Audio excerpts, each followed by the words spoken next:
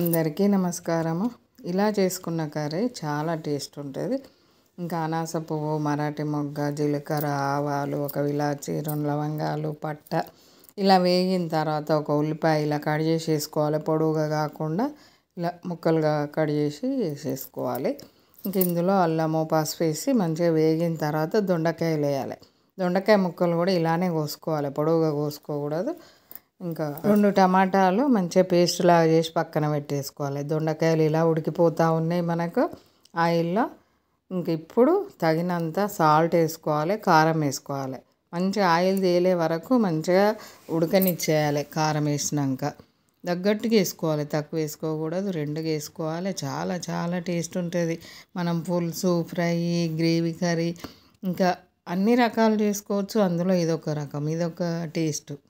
ఇంక ఇలా ఉడికిన తర్వాత మనం టమాటా పేస్ట్ పోసేయాలి. ఈ టమాటా పేస్ట్ కూడా ఇలా ఆయిల్ తేలే వరకు ఉడికిన తర్వాత కొంచెం చింతపండు రసం వేసుకోవాలి. చిక్కగా తీసేసుకొని బాగా నీళ్ళు కాకుండా కొంచెం మనం చింతపండు రసం వేసేయాలి. ఆయిల్ తేలే వరకు ఉడకాలి టమాటా పేస్ట్తో పాటు, అప్పుడే మంచి టేస్ట్ ఉంటుంది. ఇలా ఆయిల్ తేలే వరకు ఉడకనిచ్చి అప్పుడు పోసుకోవాలి చింతపండు రసం. బాగా నీళ్ళు పోయకూడదు, కొంచెం మామూలుగా పోసేసుకోవాలి. ఎందుకంటే మనకు ఆయిల్లో ఉడికినాయి దొండకాయలు, టమాటా పేస్ట్లో ఉడికినాయి.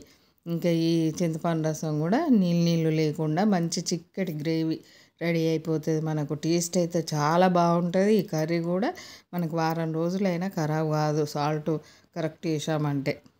కరివేపాకు తాలింపులో కొంచెం ఎక్కువ వేసుకోవాలి. ఇంకా ఇలా ఉడికిన తర్వాత కొంచెం ధనియా పొడి, కొత్తిమీర వేసుకుంటే టేస్టీ దొండకాయ గ్రేవీ కర్రీ రెడీ అయిపోతుంది. మనకి ఇలా గ్రేవీ కర్రీస్, పులుసు కూరలు, చేపల పులుసులు చాలా వెరైటీస్ మనకు షార్ట్ వీడియోలు కూడా ఉన్నాయి. లైక్ చేయండి, షేర్ చేయండి, సబ్స్క్రైబ్ చేయండి, బెల్ బటన్ నొక్కండి. మీకు ఎలా వచ్చిందో కామెంట్ పెట్టండి. Tasty curry ready.